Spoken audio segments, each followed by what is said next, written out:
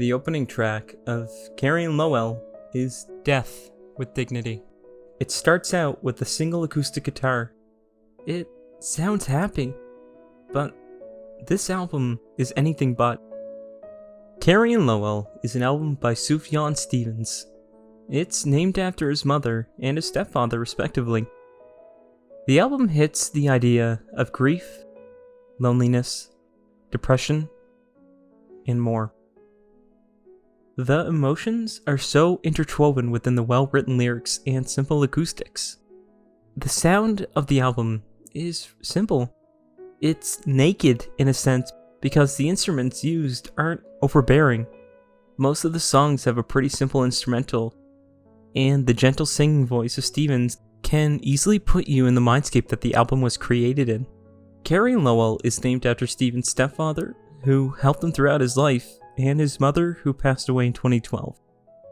And this is what the album's for. This is an album about loss. The memories of his mother and the mixed emotions towards their relationship are explored in the tracks, such as Should Have Known Better, where Stevens talks about being abandoned in a movie store. When I was three, maybe 4, she left us at that video store. The album provided a deep look into Stevens' relationship and feelings toward his mother, and how it's taken a humongous toll on him. The album feels like it's an open letter in a way, or at least some of the tracks are. The first song, Death with Dignity, has the opening lines,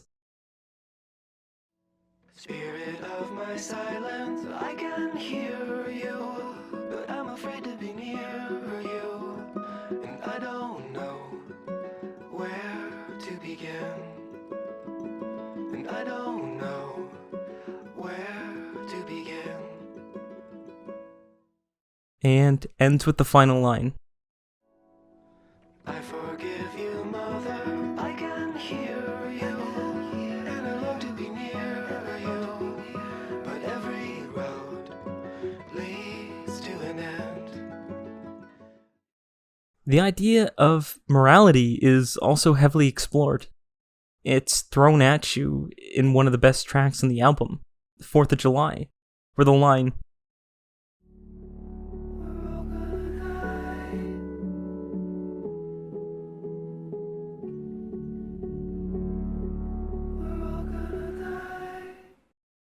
is noticeably present throughout the song. For Carrie and Lowell, the album cover is extremely important.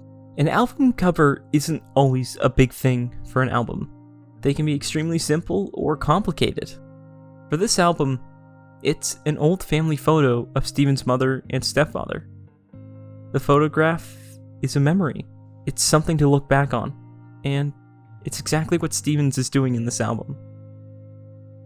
Exploring the emotions left after someone leaves you forever can be extremely hard, and being so open and showing us the person that this entire album is dedicated to allows it to be so much more relatable. And that's the biggest key. Relatability is probably what makes Carrie Lowell one of the most breathtaking albums you could have the pleasure to listen to if you have the time. If you ever have experienced loss, you might be able to relate to what's being talked about in this album. Each of the 11 tracks on this album has its roots in the emotions present after someone passes away. It can be by either facing the idea of morality, or how to cope with losing someone before you ever had the chance to tell them exactly how you felt. And that idea of letting someone know how you felt is really explored in the second track, Should Have Known Better, where there's this line,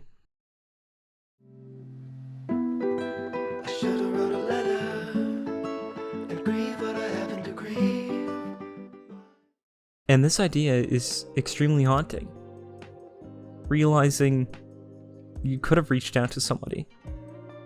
The heavy atmosphere can be overwhelming, but knowing how much this album matters as a way to cope, or even to vent, makes it one of the saddest albums out there. Carrie Lowell can be extremely relatable for anyone who's been in a situation that I was talking about. And the way it can also bring out your own emotions with the music itself is beautiful.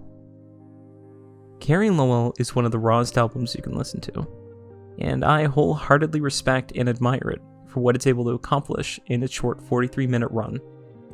Before we end off the video, I just want to mention a quick thing from an article I found by Swim in the Sound.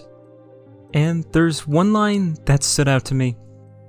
He memorialized his mother in an honest way that made death real, impactful, beautiful, and comforting. And it's one of the truest statements out there. Carrie and Lowell is full of layers. It's a really complex story being told through the well-written lyrics. It's one of Stevens' best albums, and I really recommend giving it a chance if you haven't already.